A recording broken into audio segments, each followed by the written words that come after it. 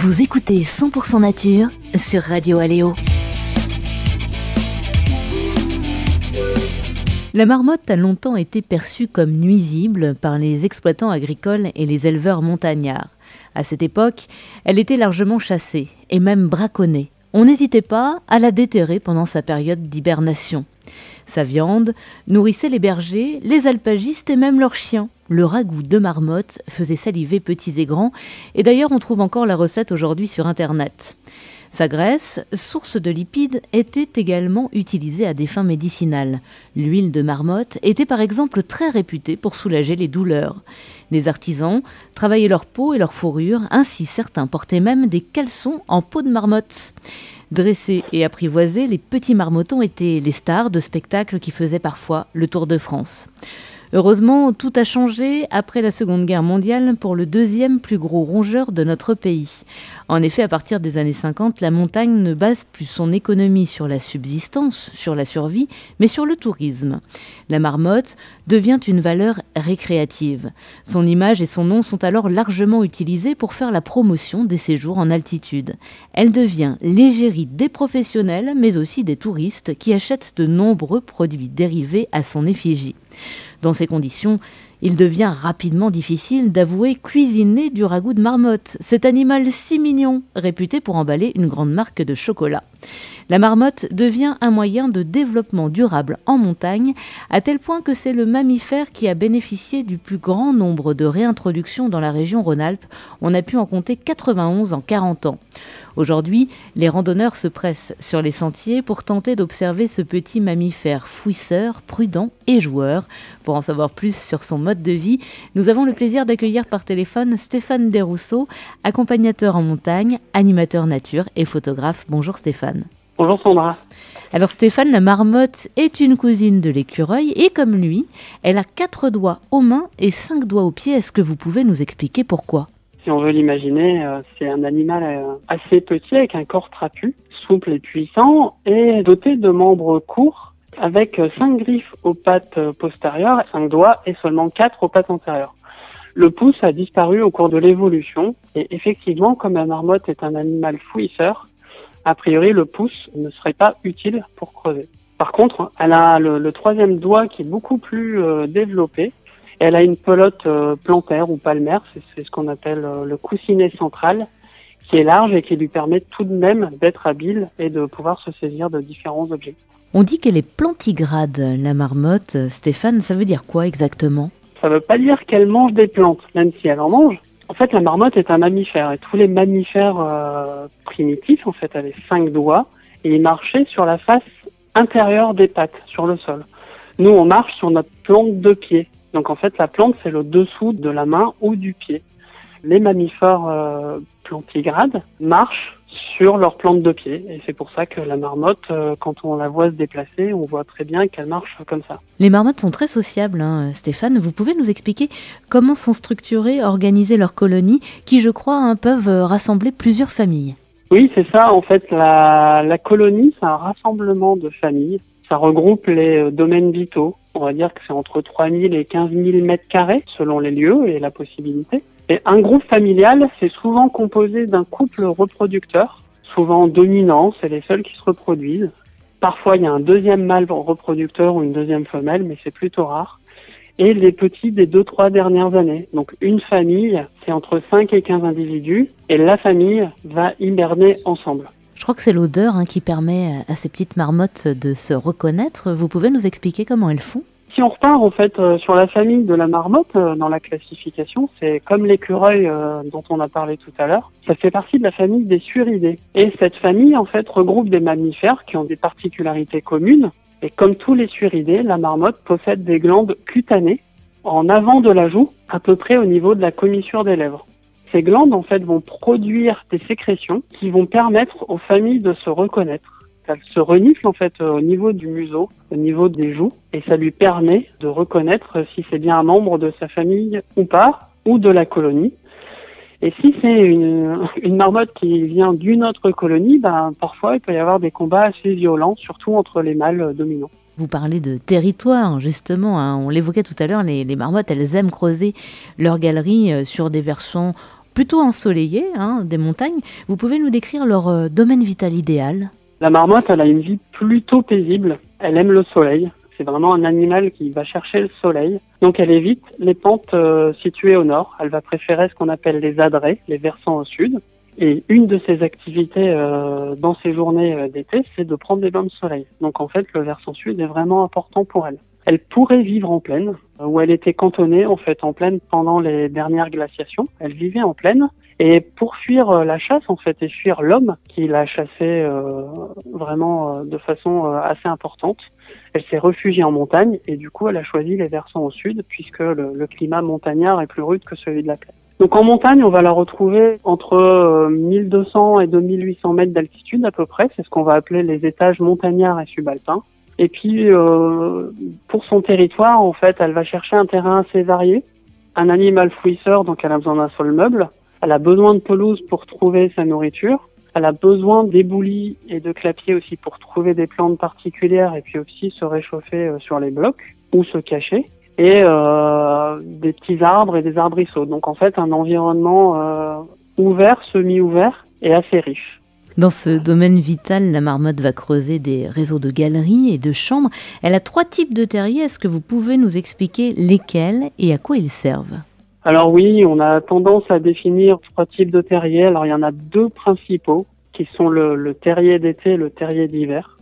Le terrier d'été, c'est sa maison pendant la période estivale. Il est moins profond que le terrier d'hiver, mais il va posséder plusieurs entrées. Donc une entrée principale par laquelle les marmottes vont la plupart du temps rentrer, avec une petite terrasse. C'est souvent là qu'on les observe, en fait, souvent là qu'on voit le petit tas de gravier, qu'on voit vraiment le terrassement. Souvent une pierre, soit devant, soit au-dessus de l'entrée, qui lui permet de se poser et de surveiller les alentours. Ce terrier d'été est constitué de plusieurs galeries qui mènent à différentes pièces. Donc il y a une chambre principale, parfois une chambre secondaire si la famille est trop grande, et d'autres pièces. Contrairement au terrier d'été, le terrier d'hiver, lui, il est généralement plus profond et il va posséder qu'une seule entrée, afin de la fermer et de rendre ce terrier hermétique pendant la saison hivernale. Ce terrier n'est pas situé aux mêmes altitudes, il est situé souvent plus bas en fait en altitude. Ça permet de pouvoir trouver un climat plus modéré pour la période hivernale. Et il est constitué d'une chambre seulement, dans laquelle il y a beaucoup de foin sec. C'est là que la marmotte va passer son hibernation. À savoir que ces 2 terriers vont aussi posséder des toilettes. Voilà, la marmotte est un animal très propre qui va faire ses besoins dans les toilettes. Le 3e terrier, c'est ce qu'on va appeler des faux terriers. C'est des galeries de secours qui vont être situées un peu partout sur le territoire de la marmotte. On dit que dès que la marmotte fait 20 mètres, qu'elle s'éloigne de 20 mètres d'un des terriers, elle creuse une galerie de secours pour pouvoir se réfugier en cas de danger. Voilà, donc terrier d'été et terrier d'hiver ont des toilettes. Elles sont évoluées, ces marmottes. Donc très propres. Ouais. Les toilettes, ça sert que aux déjections? Alors ça va servir à plusieurs choses. Ça va servir aux déjections, mais ça va aussi servir pour déposer la litière qui va être humide ou salie. Voilà, la marmotte, c'est un animal très propre, comme plusieurs. On peut la comparer au blaireau, qui va avoir son pot, son toilette. C'est un trou à l'extérieur du terrier dans lequel il va faire ses besoins. Et donc ça permet aussi de garder la chambre saine et le terrier plutôt sain quand les toilettes seront vidées ou nettoyées. Stéphane, vous parlez du blaireau, ça tombe bien. On a fait une émission sur le blaireau il y a pas très longtemps et on sait qu'il fait des galeries absolument monstrueuses, énormes. Est-ce qu'on a une idée précise de la longueur des galeries et de la grandeur des chambres de celles des marmottes? Tout dépend du terrain, tout dépend de la famille, tout dépend ça peut dépendre de vraiment beaucoup de choses. Donc le terrain va permettre, lui, de creuser de façon plus ou moins profonde et de façon plus ou moins linéaire. Voilà. Si la marmotte rencontre des pierres ou des rochers, elle va contourner. Pour les longueurs, c'est très variable aussi. On dit entre 3 et 20 mètres. Les terriers les plus profonds, en fait, sont souvent issus de plusieurs années de vie dans ces terriers où plusieurs galeries sont creusées au fur et à mesure. Au niveau du diamètre, c'est entre 14 et 17 cm. C'est pas des très grosses galeries. Pour éviter l'entrée de prédateurs Exactement. Plus gros, j'imagine. C'est la norme, plusieurs sorties et entrées dans les terriers d'été et une seule en revanche dans le terrier d'hiver? Oui, c'est la norme en fait. Le terrier d'hiver, c'est vraiment le lieu de l'hibernation. L'idée, c'est d'éviter en fait les pertes de chaleur et d'empêcher le froid de rentrer. Moins il y a d'entrées et de sorties, mieux c'est. Pour le terrier d'été, il possède une entrée principale et des tuyaux de descente, on peut appeler ça des toboggans même. Le terrier de fuite, lui, c'est juste un tube, sans pièces, rien du tout, qui va juste lui permettre de se protéger, de se retourner pour pouvoir ressortir. La marmotte, c'est un mammifère fouisseur, on le disait tout à l'heure. Expliquez-nous, Stéphane, comment elle se sert de ses vibrisses, ces sortes de grandes moustaches, pour se repérer dans ces galeries souterraines où elle n'a pas pu mettre l'électricité, évidemment, elle ne voit pas grand-chose. Non, elle voit rien du tout et puis les galeries peuvent être profondes. Peu de lumière va rentrer dans le terrier. Elle n'a pas une vue non plus qui va lui permettre de voir dans l'obscurité, comme on peut retrouver chez d'autres animaux. Donc elle a besoin d'utiliser d'autres moyens pour se repérer. Bon, elle le connaît son terrier, mais quand même, elle utilise les vibrisses. C'est des longs poils tactiles de la moustache, des sourcils, de la joue et même du menton. C'est des poils sensoriels qui vont lui permettre, comme des antennes, de se diriger dans son terrier et du coup de retrouver facilement les différentes pièces. La marmotte est omnivore, elle peut manger végétaux, graines ou petits invertébrés. De quoi se composent ces menus en général ? On va dire qu'elle a un métabolisme qui est accommodant. Elle est omnivore, elle peut manger un peu de tout. Globalement, c'est essentiellement des plantes. Alors beaucoup de fleurs, comme des graminées, des trèfles. Après, elle va aussi manger des bourgeons, des tiges, elle peut manger les feuilles. Enfin, elle va pouvoir manger tout ce qui va composer un végétal. Les racines, les bulbes, les graines, les fruits, les écorces. Elle va pas manger n'importe quelle plante. Certaines plantes qui sont toxiques ou qui peuvent lui engendrer des problèmes intestinaux, elle va y faire attention. Par exemple, la grande gentiane, en fait, on peut faire de la suze. L'apéritif avec ses racines, elle va l'éviter. Parce que ça va lui créer des problèmes. La plante qui ressemble beaucoup à la gentiane et qui s'appelle le vérâtre, qui lui est également toxique pour nous, peut être aussi toxique pour elle. Donc elle fait vraiment attention quand elle va aller choisir ses plantes. Mais elle mange aussi des vers, des larves, des insectes, dont pas mal de sauterelles et criquets, et même parfois des œufs. J'ai lu, là, pour préparer l'émission, que des scientifiques avaient fait une étude et qu'ils avaient remarqué que sur certains territoires de marmottes, les populations de sauterelles et de criquets étaient vraiment très basses, en fait, après la saison estivale. Donc, elle en mangerait relativement beaucoup. Stéphane, à l'inverse de l'écureuil, son cousin, la marmotte, elle ne stocke pas de nourriture pour passer l'hiver puisqu'elle hiberne. Elle va donc manger beaucoup dans l'objectif de doubler sa masse corporelle en 6 mois d'activité. On a une idée du poids de ce qu'elle ingère par jour ? Déjà, on peut dire que ça lui prend la moitié de ses journées l'été de s'alimenter. Il y a peu d'énergie en fait et peu de nutriments dans les végétaux, donc elle est obligée de manger beaucoup.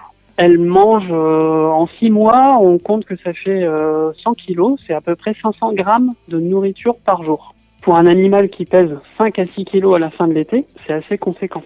Donc on se rend compte qu'elle est obligée de manger beaucoup pour créer sa propre graisse et du coup pouvoir passer l'hiver en hibernation tranquillement et avoir des bonnes réserves. Pour ceux qui n'ont jamais pu l'observer, ça peut arriver, n'oublions pas, on est en Saône-et-Loire, il n'y a pas trop de marmottes ici. Il faut savoir que la marmotte, Stéphane, elle a une façon bien à elle de s'alimenter. Est-ce que vous pouvez nous décrire la scène ? Elle a une attitude plutôt amusante. On appelle ça un chandelier. Elle se met en mode chandelier. Ça correspond à une position assise. Donc elle se pose bien sur la plante de ses pieds postérieurs, la queue derrière qui sert d'appui. Moi, ce que je donne comme image, en fait, c'est parfois quand on voit l'écureuil posé sur ses pattes arrière et sa queue, ou le suricate, ou même le kangourou. Voilà, c'est des animaux qui s'assoient et qui se redressent et qui leur permettent d'utiliser leurs pattes antérieures pour manipuler leur nourriture. Comme on a vu, elle a 4 doigts seulement aux pattes antérieures, mais ça lui permet quand même de manipuler, de décortiquer de façon assez habile les végétaux, et du coup de les amener à la bouche pour les manger. Et il faut savoir, Stéphane, que les marmottes ne boivent pas. Comment font-elles donc pour s'hydrater ?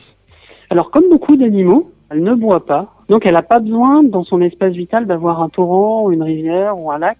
L'eau des plantes succulentes, donc ils vont faire des réserves d'eau importantes, ou la rosée lui suffisent amplement. Il y a pas mal de mammifères qui sont nocturnes, c'est pas le cas de la marmotte qui est exclusivement diurne. Elle organise comment ces journées ?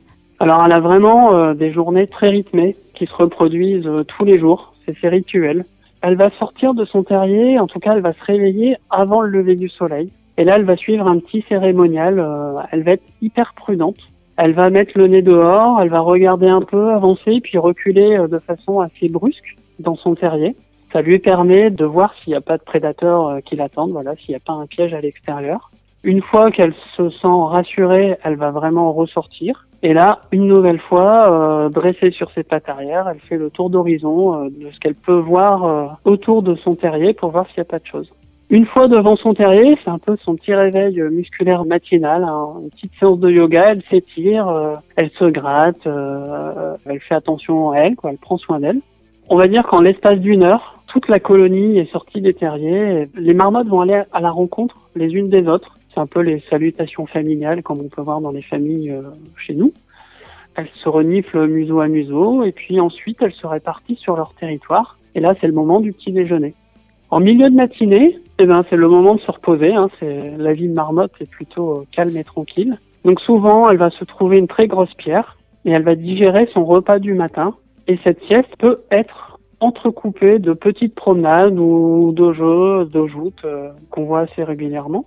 Le midi, alors elle aime le soleil, mais elle n'aime pas la chaleur trop forte. Donc le midi, elle va aller prolonger sa sieste jusqu'à 15-16 heures, milieu d'après-midi, dans son terrier, bien au frais, dans la chambre.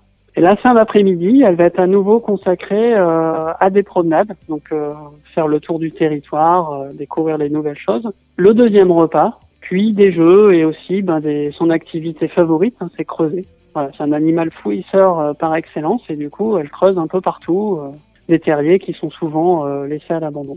Elle attend pas la nuit pour aller se coucher. Voilà, c'est un animal qui a une très mauvaise vue crépusculaire. Si un danger pouvait arriver, elle pourrait pas le distinguer clairement.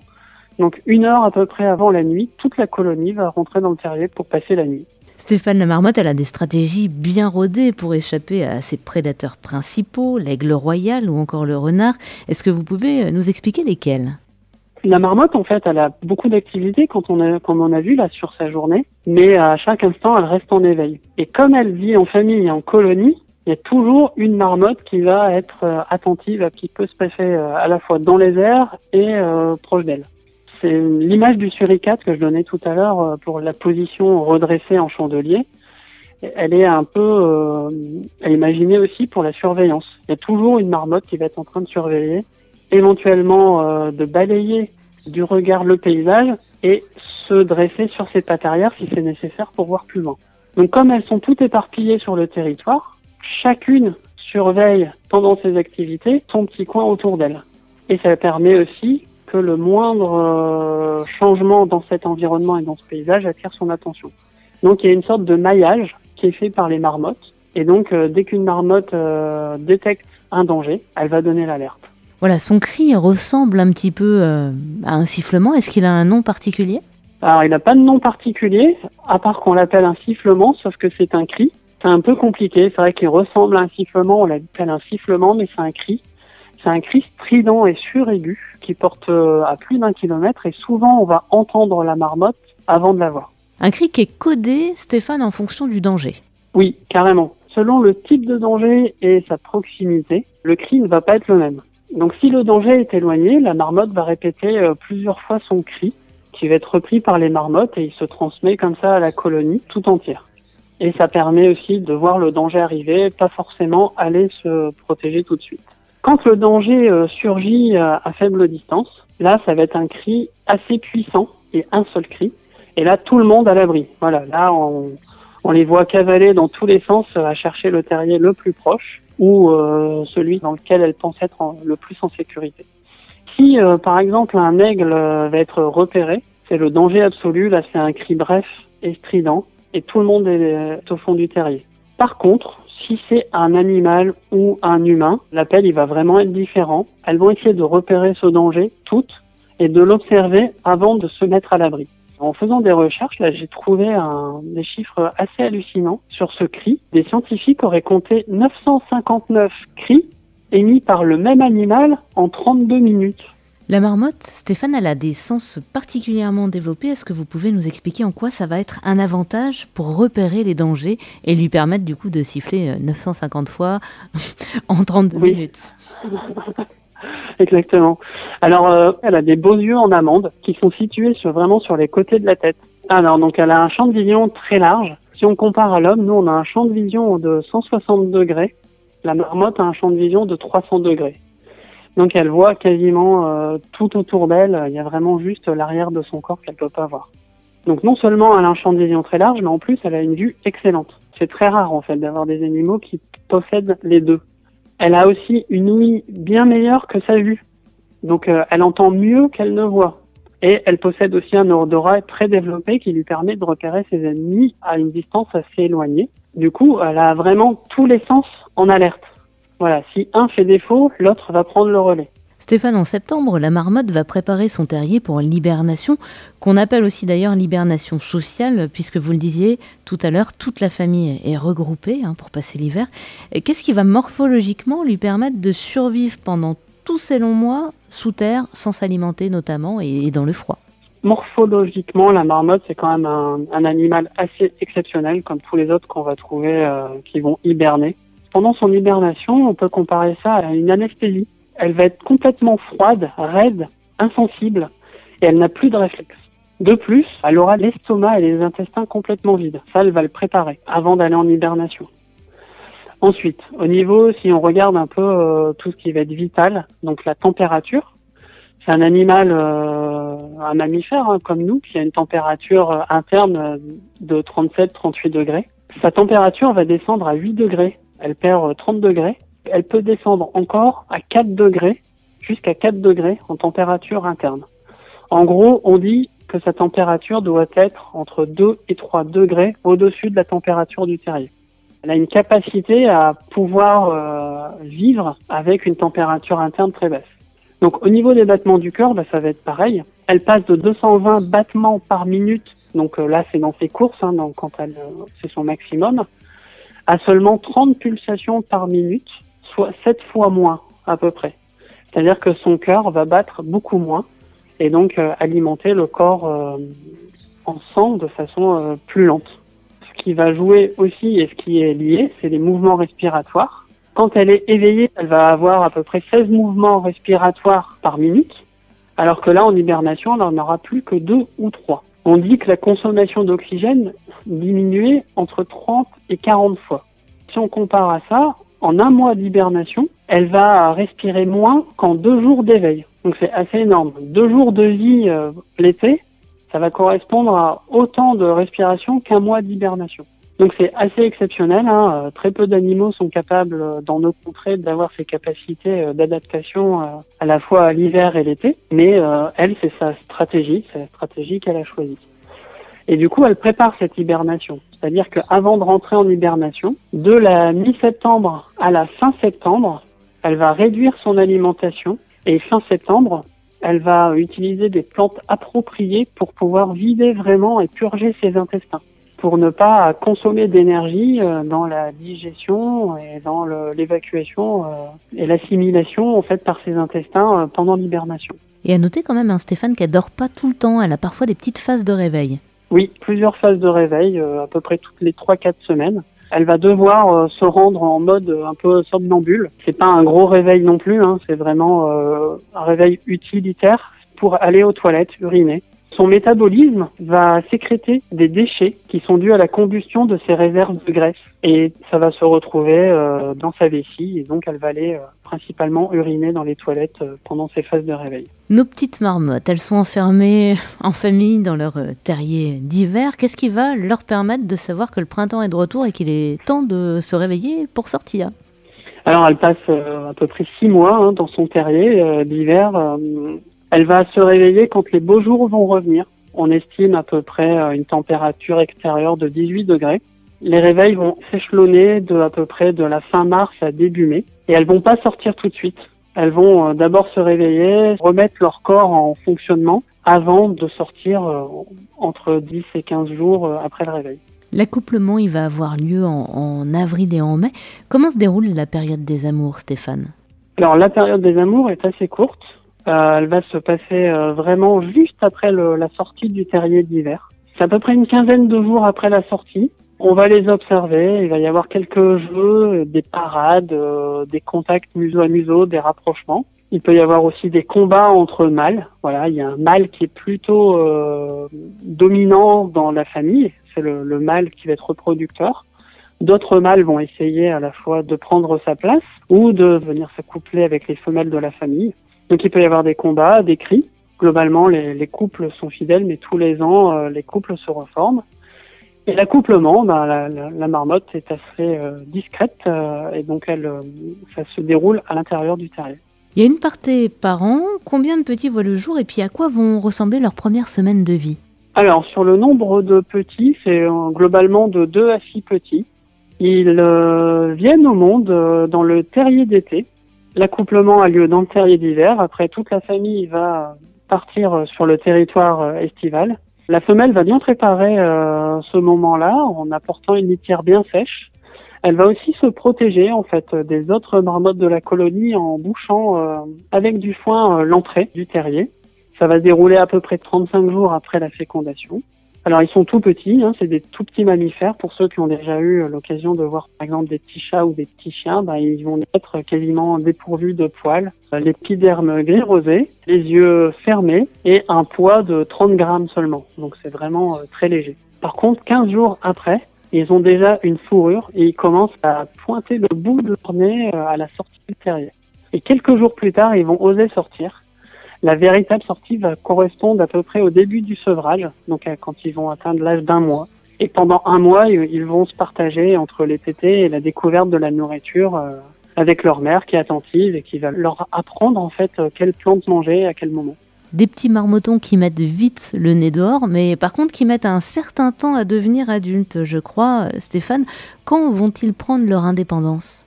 Alors oui, ils mettent pas très longtemps non plus. On va dire que c'est après 2 étés et 2 hivers que les jeunes marmottes en fait vont quitter leur famille. Voilà, c'est à partir de ce moment-là qu'ils deviennent adultes et qu'ils peuvent se reproduire. Donc c'est la 3e belle saison de leur vie. Ils sont âgés de 2 ans. Et là, les mâles et les femelles en fait s'émancipent. Ils vont aller conquérir un nouveau territoire, pas loin souvent du territoire de leur famille dans laquelle ils ont grandi. Voilà, il y a une vraie dispersion des jeunes pour favoriser le brassage génétique du coup. Oui, la dispersion va permettre à la fois le brassage génétique des colonies. Et parfois, comme j'ai dit juste avant, on peut aussi avoir un mâle reproducteur qui est dominant et qui va venir prendre la place d'un autre mâle reproducteur. Du coup, ça permet aussi de faire un brassage génétique dans une famille déjà constituée. Les marmottes, ça peut vivre jusqu'à 15 à 18 ans en captivité, je crois, au moins. Ça arrive souvent dans le milieu sauvage ? Oui, les marmottes vivent assez âgées à l'état sauvage, si elles arrivent à échapper à leurs prédateurs, bien sûr, et si elles ne subissent pas trop de pression en fait des humains. Donc elles vivent en moyenne de 13 à 15 ans, et bon, dans la littérature, parfois on voit jusqu'à 20 ans, mais je pense entre 10 et 15 ans, c'est la moyenne. Ça peut paraître surprenant, mais je le disais en introduction, la marmotte est dans la liste des espèces de gibier dont la chasse est autorisée. On en tue beaucoup chaque année, Stéphane ? Alors beaucoup, je ne sais pas. Je sais qu'effectivement, cette chasse est réglementée. Elle n'est autorisée que quelques jours par an et elle n'est plus très pratiquée. Personnellement, je n'ai jamais assisté à la chasse à la marmotte. Les marmottes que j'observe sont souvent aussi dans des espaces protégés sur lesquels la chasse est interdite, principalement dans le Vercors, dans la réserve des Hauts-Plateaux. Donc je n'ai aucune idée si beaucoup sont tués. En tout cas, il y a eu des programmes de réintroduction plus ou moins officiels et l'espèce n'est pas menacée à l'heure actuelle. Et on est bien d'accord que déterrer des marmottes, c'est interdit aujourd'hui en France. Oui, à la fois le déterrage et le piégeage sont interdits en France, de même que la capture et le transport des marmottes vivantes. D'ordinaire, les marmottes sont farouches, Stéphane, mais dans certains endroits très touristiques, je pense par exemple au lac de l'Auvitel, elles se sont habituées à la présence des humains qui parfois la nourrissent, et notamment la nourrissent avec des aliments sucrés. Est-ce que vous pouvez nous expliquer, nous rappeler en quoi est-ce que c'est très mauvais pour elles de leur donner ce genre d'aliments ? Alors, je dirais que globalement, nourrir les animaux sauvages, c'est pas forcément une bonne chose. Les animaux sont adaptés à leur environnement. On peut les aider avec des apports de nourriture naturelle qu'ils pourraient trouver dans leur environnement et qui leur permet de passer de meilleurs moments en cas de disette. On a l'habitude de nourrir les oiseaux avec des graines de tournesol l'hiver. Alors ça permet de bien les voir. Ça permet aussi de favoriser les espèces d'oiseaux par rapport à d'autres espèces. Malheureusement, les marmottes sont souvent alimentées par des randonneurs avec des aliments transformés et qui ne sont pas du tout adaptés à leur régime alimentaire. La marmotte est très gourmande. Dès qu'on va lui donner quelque chose, elle va venir, elle va le manger, elle va le goûter. Elle va s'habituer à ça aussi.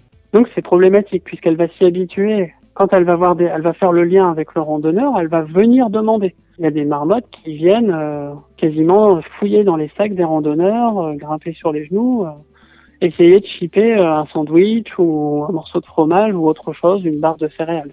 Le souci, c'est que ça peut générer plusieurs choses. Des troubles digestifs, on peut leur transmettre des maladies. Et le gros risque pour la marmotte, c'est qu'elle fabrique pas sa propre graisse avec ces aliments-là. Elle va consommer des graisses raffinées et elle va pas produire sa graisse, qu'elle va pouvoir produire par rapport aux nutriments qu'elle va trouver dans ces différents aliments. Donc elle va faire de la graisse qui est moins riche, qui va moins lui permettre de se nourrir pendant son hibernation. Et ça peut lui poser des gros risques en fait, parce qu'elle n'aura pas l'énergie pour maintenir la faible température dont elle a besoin.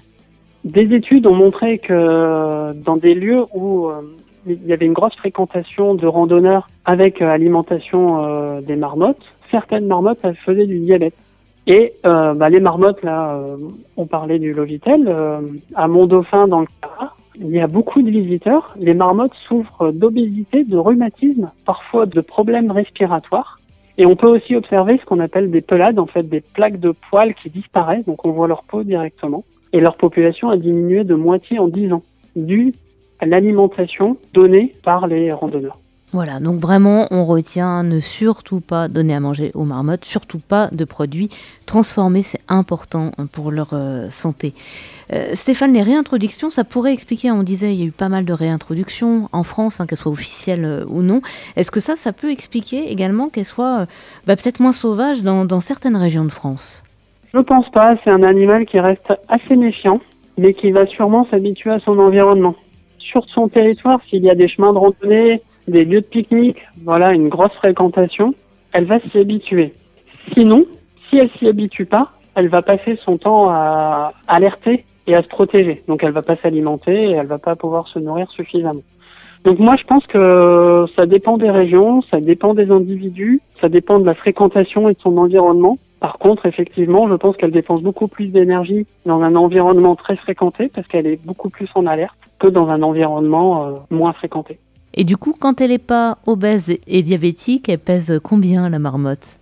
La marmotte, elle pèse entre 4,5 et 6,5 kilos pour les plus grasses à l'automne. À savoir qu'elle va perdre quasiment la moitié de son poids.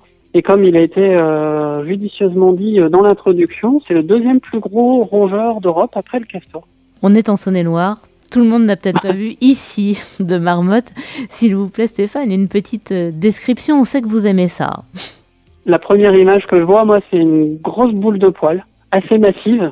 Pour ceux qui connaissent le castor ou le ragondin, elle a une morphologie assez similaire. Donc elle a un pelage brun-jaune, la tête un peu plus foncée, le sommet presque noir parfois.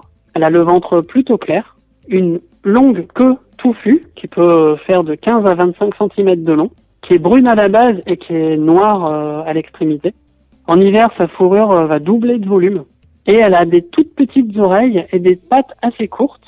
Elle a aussi des grandes incisives et des vibrisses, de nombreuses vibrisses dont on a parlé tout à l'heure. C'est possible de reconnaître les mâles et les femelles ou pas du tout ? Pour moi, non, à part réussir à voir leurs organes sexuels. Mais pour moi, il n'y a pas de dimorphisme sexuel chez les marmottes. Stéphane, pour beaucoup, les chiens non tenus en laisse sont absolument inoffensifs et super mignons. Mais personnellement, à plusieurs reprises, j'ai pu observer des chiens errants qui étaient en train d'harceler des marmottes jusque dans leur terrier. Est-ce qu'on peut dire que les chiens, comme les patous, par exemple, qu'on croise souvent en montagne, sont des prédateurs des marmottes ? Oui, le chien est un prédateur de la marmotte, comme le renard, le loup. Le chien, en fait, est un dérangement, et les chiens errants sont des dérangements pour la faune sauvage globalement, pas que les marmottes. Les patous aussi, je pense que s'ils arrivent à attraper une marmotte à un moment, ils vont la manger et ils vont même aller l'embêter jusque dans le terrier. Donc oui, bien penser dans les espaces naturels, de bien garder les chiens en laisse. Et dans certains espaces naturels protégés, les chiens sont d'ailleurs interdits justement pour éviter les dérangements. Stéphane, comme elles doivent s'alimenter à outrance l'été, les marmottes, on l'a bien compris, elles sont fragiles et elles risquent de mourir l'hiver si elles sont trop dérangées par les humains. Aujourd'hui, quelles sont les principales sources de dérangement auxquelles elles doivent faire face ? Pour moi, la principale source de dérangement, été comme hiver, c'est l'homme. Voilà, par sa présence, par ses activités économiques ou par son apport de nourriture, la transformation du territoire. Elle peut avoir des dérangements dus à des prédateurs, mais ça, c'est tout à fait naturel. Il y a aussi quelques années, en fait, une commune de Savoie qui voulait tracer ou faire des travaux sur une piste de ski, qui était un lieu d'hibernation des marmottes, en fait. Et ils ont failli entamer les travaux, sachant qu'ils allaient complètement bloquer les terriers des marmottes. Ils auraient été coincés à leur réveil. Heureusement que la commune a entendu les associations de protection et elle a modifié les travaux. Stéphane, la marmotte n'est pas aujourd'hui, vous le disiez tout à l'heure, considérée comme une espèce en danger. Est-ce qu'elle doit néanmoins faire face à certaines menaces ? Alors la menace actuelle pour la marmotte et pour plein d'autres espèces, c'est le dérèglement climatique. Voilà, il y a des études assez récentes qui ont montré qu'en montagne, la taille des portées des marmottes était corrélée à la diminution de la couche de neige. Voilà, sur les 20 dernières années. Donc la couche de neige, c'est ce qui va permettre l'isolation du terrier l'hiver. Plus la couche va être épaisse, plus l'isolation sera importante dans le terrier. Donc une diminution de la couche de neige génère de la perte de chaleur du terrier. Du coup, la femelle va devoir puiser davantage dans ses réserves l'hiver pour survivre dans son hibernation. Et du coup, à la période des reproductions, elle aura moins d'énergie pour développer des portées importantes. On l'a considérée comme nuisible au siècle dernier. La marmotte a néanmoins, comme de nombreux animaux, toute sa place dans notre écosystème. Est-ce que vous pouvez nous expliquer quel est son rôle ?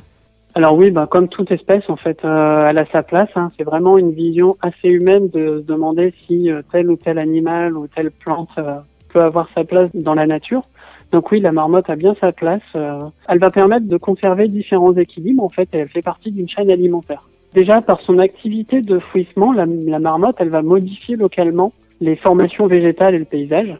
Et ces terriers vont constituer des abris pour d'autres espèces animales. Elle peut, comme on a vu, creuser un nouveau terrier pour sa période estivale. Et donc, ces anciens terriers vont être utilisés par d'autres espèces, comme le lièvre ou des oiseaux.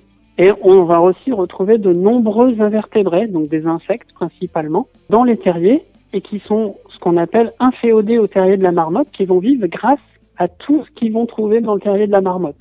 On trouve plus de 110 espèces de coléoptères inféodés au terrier de la marmotte. Donc c'est énorme. La marmotte, elle permet à un grand nombre d'insectes de survivre. Elle va permettre aussi la conservation des pelouses, des paysages alpins. On vit dans une période de déprise agricole depuis pas mal de dizaines d'années. Donc les milieux ont tendance à se refermer. La marmotte va être un des éléments qui va permettre le maintien des pelouses et pas la fermeture des milieux. Et d'autre part, comme elle est prédatée par exemple par l'aigle royal ou l'ours dans les Pyrénées, qui sont des espèces assez fragiles, et comme les populations de marmottes se maintiennent, elles vont aussi permettre à ces espèces de se maintenir. Voilà, c'est toute une chaîne alimentaire. Si on enlève un élément, les prédateurs vont disparaître et les animaux qui vont vivre grâce à cet animal-là aussi vont disparaître. Stéphane, quelles sont les plus belles scènes que vous avez pu observer ? Moi, les plus belles scènes que j'ai pu observer, c'est par exemple des marmottes qui vont courir dans des pentes et se prendre des gros gadins ou faire des roulades. Et ce que j'aime aussi observer, c'est au moment, en juin, quand les petits commencent vraiment à sortir du terrier, c'est s'asseoir pas loin d'un terrier parce que les petits sont curieux. Les premiers temps, quand ils nous observent, ils rentrent. On voit juste la tête ressortir, hop, et dès qu'ils voient qu'on bouge, ils re-rentrent dans le terrier. Et si on est patient et qu'on reste un petit peu plus longtemps près de ces terriers, au bout d'un moment, ils vont vraiment s'habituer et voir qu'on n'est pas un danger. Et ils vont sortir. Et là, c'est comme des petits chats, des petits chiens. Ils courent dans tous les sens, ils se battent, ils se mordillent. Ils ont plein de jeux. Et c'est vraiment des moments assez rigolos à observer. Merci beaucoup Stéphane Desrousseaux, accompagnateur en montagne, animateur nature et photographe, d'avoir accepté notre invitation et répondu à nos questions. J'invite nos auditrices et auditeurs à aller consulter votre site internet curieuxdenature.fr afin d'en savoir plus. Et puis on se retrouve très vite pour une nouvelle édition de 100% Nature. Merci Stéphane. Merci Sandra, c'était un plaisir.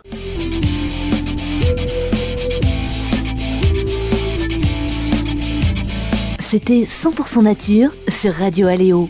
Retrouvez cette émission sur notre site internet radioaléo.fr.